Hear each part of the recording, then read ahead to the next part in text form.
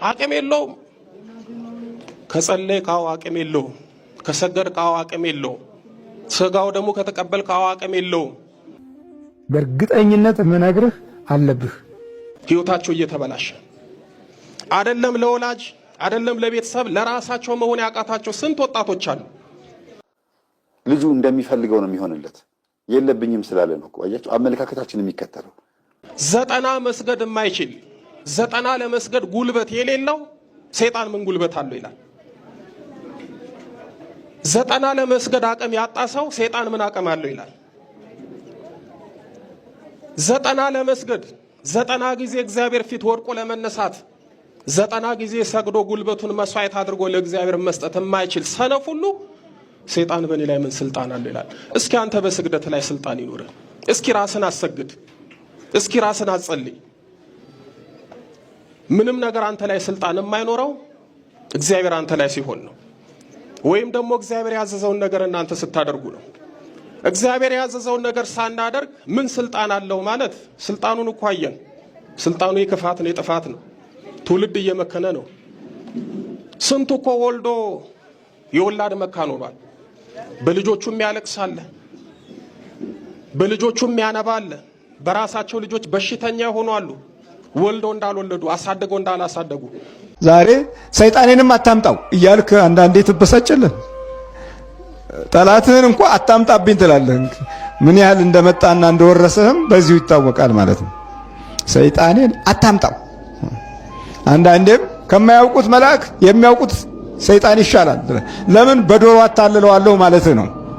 ግን እንዲህ በቀላሉ በዶሮ የሚታለል አይደለም ማለት። ለምን እናቶች እያባበሉት ስለኖሩ ከማያውቁት መልአክ የሚያውቁት ሰይጣን ይሻላል የሚለውን ቃል በቅርብ ተቀብለነው ዘወትር አጽድቀነው ኖረናል። ስለዚህ አይነ ጥላውንም ስም እየሰጠን ሰይጣን ነው እንዳንል አይነ ጥላ ነው እንላለን።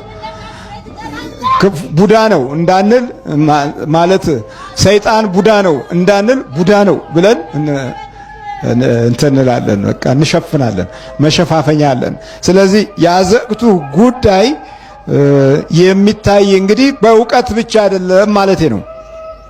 ወደ ታች መውረዳችንን በኢኮኖሚስት እና በኢኮኖሚ ሳይንቲስቶች አይደለም የሚታወቀው፣ በዚህ ብቻ አይታወቅም። ህይወታቸው እየተበላሸ አይደለም ለወላጅ አይደለም ለቤተሰብ ለራሳቸው መሆን ያቃታቸው ስንት ወጣቶች አሉ። ይሄ ውድቀት የመጣው በምንድን ነው? በክፉ መንፈስ አይደል? ይሄ ሁሉ ወጣት ህይወቱ ድሉ ተዘጋግቶ ሰው መሆን አቅቶት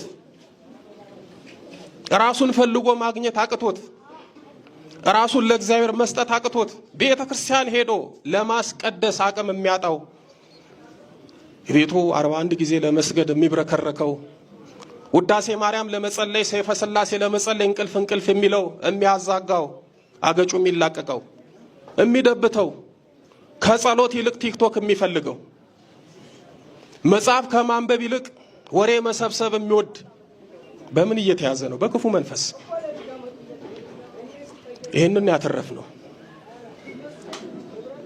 እና አንዳንዴ በባዶ የሚፎክሩ ሰዎች አሉ። ምንም እኮ እነሱ ያደርጉ አቅም የለውም። ከጸለይከው አቅም የለውም። ከሰገድከው አቅም የለውም። ስጋው ደግሞ ከተቀበልከው አቅም የለውም። የእግዚአብሔርን ሕግና ትእዛዝ ከጠበቅከው ባንተ ላይ አቅም የለውም። ለጊዜው ሊፈትን ይችላል፣ ግን እግዚአብሔር ያርቀዋል። አንተ በምንም ላይ አቅም ሳይኖር አቅም የለውም ብትል አንተን አቅም የሌለ እንዲህ አይነት ፉከራ ብቻ እንዲህ አይነት ቀረርቶ ብቻ ሆኗል። አንተ ምንም የለብኝም ትላለህ። አዎ ምንም እንደሌለብህ ሆኖ ተቀምጧል። ግን በእርግጠኝነት ምነግርህ አለብህ። እኔም ደህና ሰው አጥቼ ነው እንጂ አለብኝ። ደህና ሆነህ ከመጣህ እቀበልሃለሁ። ና አግዘኝና አስወጣልኝ እልሃለሁ። ና አርዳኝ እልሃለሁ። በጸጋው እየተከላከልኩ ነው እንጂ የለብኝም ማለት አልችልም። ጠላት አለብኝ።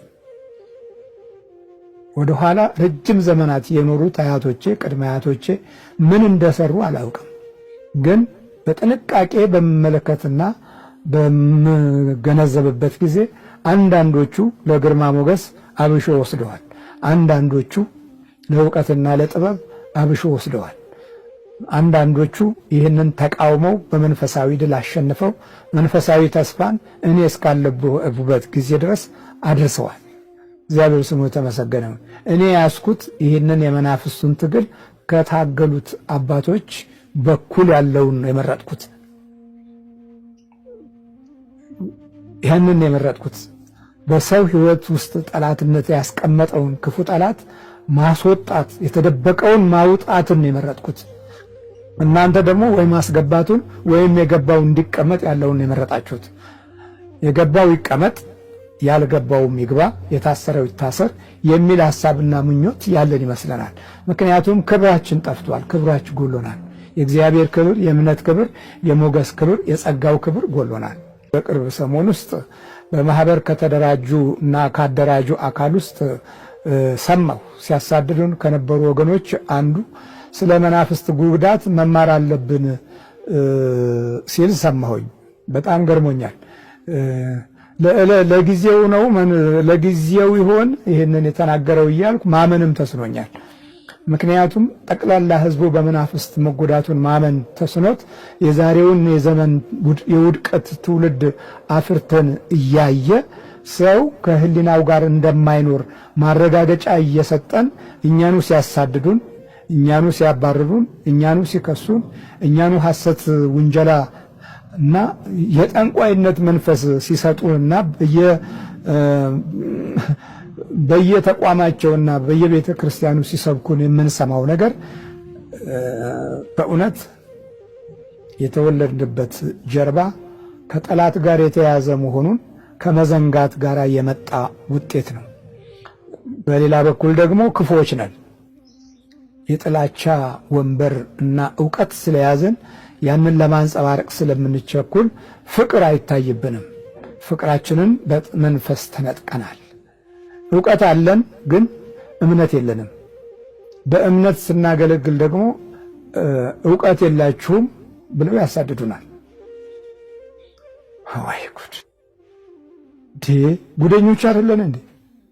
አሁን ሰባታችሁ ስትነጋገሩ ውስጣችሁ መሸመቅ የለም፣ ተንኮል የለም፣ ንቀት የለም። ይሄ ርኩሰት እኮ ነው። በመኖር ውስጥ የህይወት ርኩሰት እኮ ነው። በአገልግሎት ውስጥ የህይወት እኮ ርኩሰት ነው። ትተቻችሁ የለም፣ ትተሰዳደቡ የለም።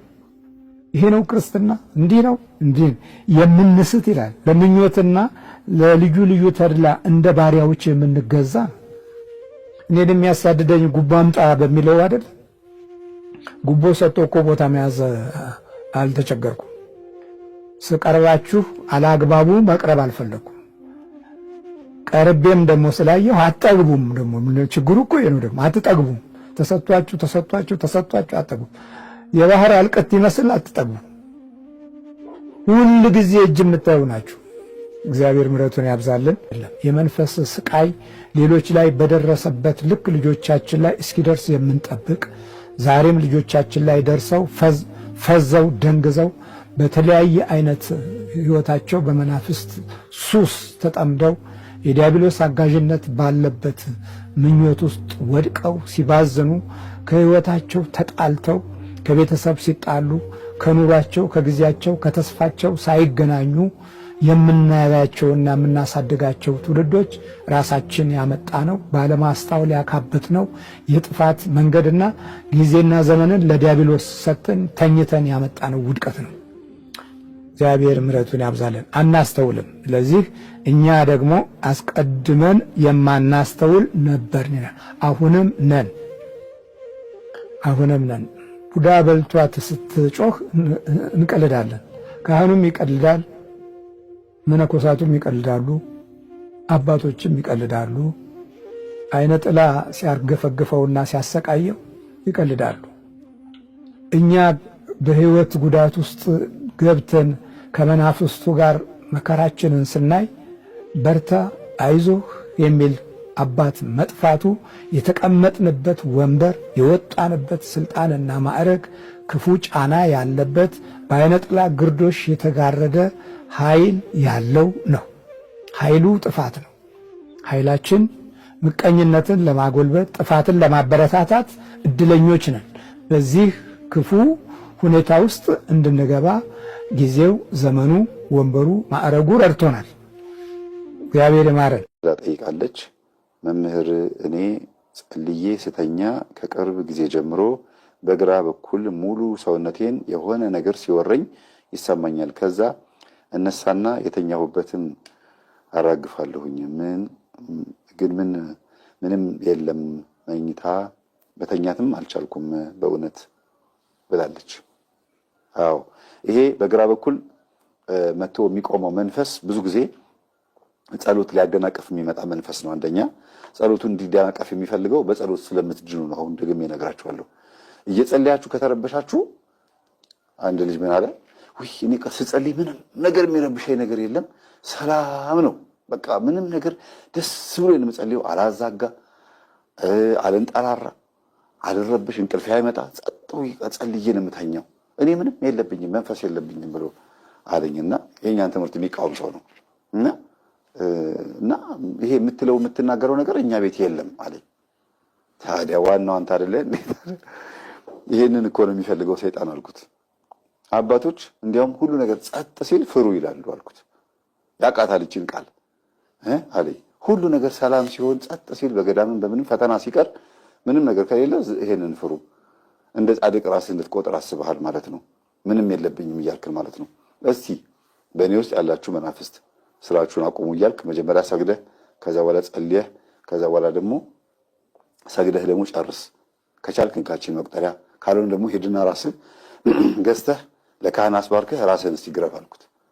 የትምህርታችን ተቃዋሚ ነው ብያቸዋለሁ። በቃ ወዲያውኑ ነው የተቸገረው። ምንድን ነው የተቸገረው ማለት ለካ ልጁ አመለካከቱን የሚከተል መንፈስ አለ። እኔ ጋር ሰይጣን የለም አይነካኝም የሚል አስተሳሰብ ስላለው ሰይጣንም አይፈትነው። እንዲያውም እንዳያዛጋ ጥረት ያደርጋል መንፈስ። ልጁ እንደሚፈልገው ነው የሚሆንለት።